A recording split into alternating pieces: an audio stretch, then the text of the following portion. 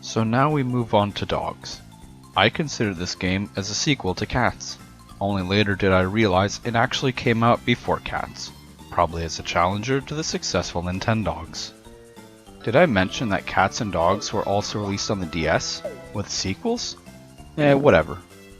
The reason I had such thoughts was because I thought Dogz was a superior game for so many years, until I completed it for the first time during my July stream.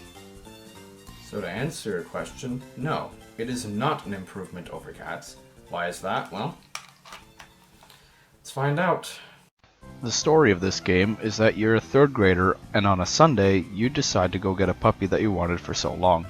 You pick your name, gender, and finally a dog of your choice. There are more breeds to choose from in this game. You could even go with a mixed dog. Having to go around and pick your dog was a nice touch too. The school bits have thankfully been shortened with no pointless dialogues to sit through. Unfortunately, the weekends are now bogged down with random events that have nothing to do with taking care of your dog and wasting your time. After that, you bring your dog home and play a tutorial of sorts, learning the basics and whatnot. And this is where the game starts to fall apart, in its core gameplay. While Catz may have been repetitive, Dogz feels like a slog at times because it likes to guide you and take away whatever freedom you may have had during some segments.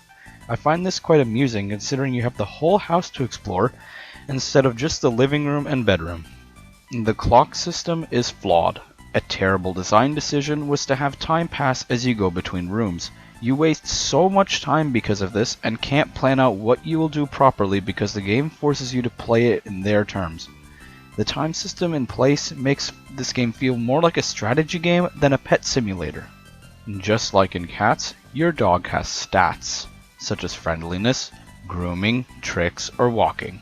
Except here, they go up and down depending on how much you focus on them. It's hard to keep your dog in top shape because you have such a small frame of time to do so. Also, things like eating and drinking are pointless while at home. It's best to just clean up daily and teach the dog how to take a shit and some tricks.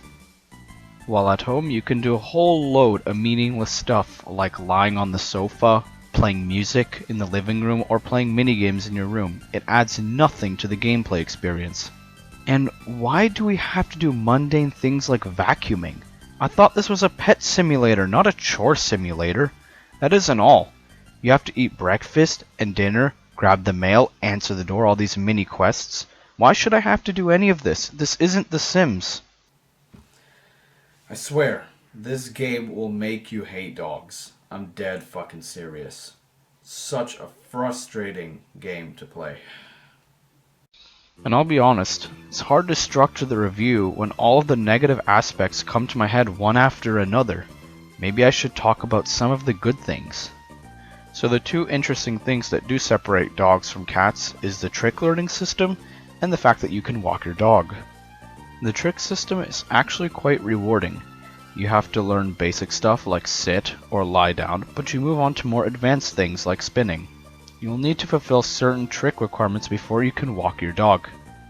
During your walk, you can visit the park, which is only good for disc throwing, not even far from close to as fun as it is in Nintendogs. You can also walk around the town, which is actually a nice aspect. Another attraction is the shop. However, you can only buy what the game wants you to buy. Was having us only allowing to buy one item per day some sort of replayability tactic? It only serves to make the game even more frustrating.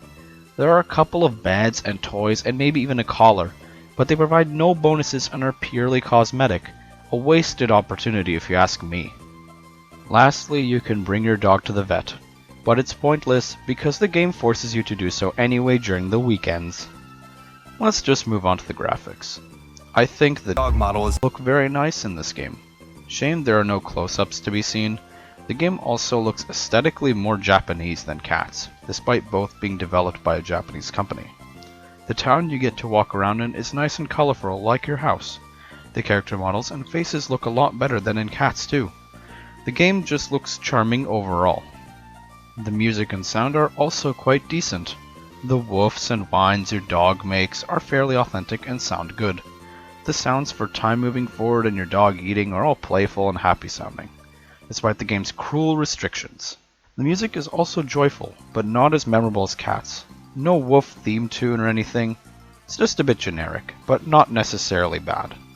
So finally, after 3 weeks, with no chances to extend your game this time, you're granted with an ending, with some rather creepy text about the affection you have for your dog. At least that's how it is in the best ending. Other endings exist, like the lazy and fat ending, which I guess happens if you don't go for walks at all. Just like in Catz, you get more breeds to choose from for your second playthrough, if you actually want to play this again. The album mode has been replaced with an always together mode, which just acts like the ending. Sad, really. So in conclusion, it's not a very good game. In fact, it's a pretty bad game, and I don't want to replay it ever again.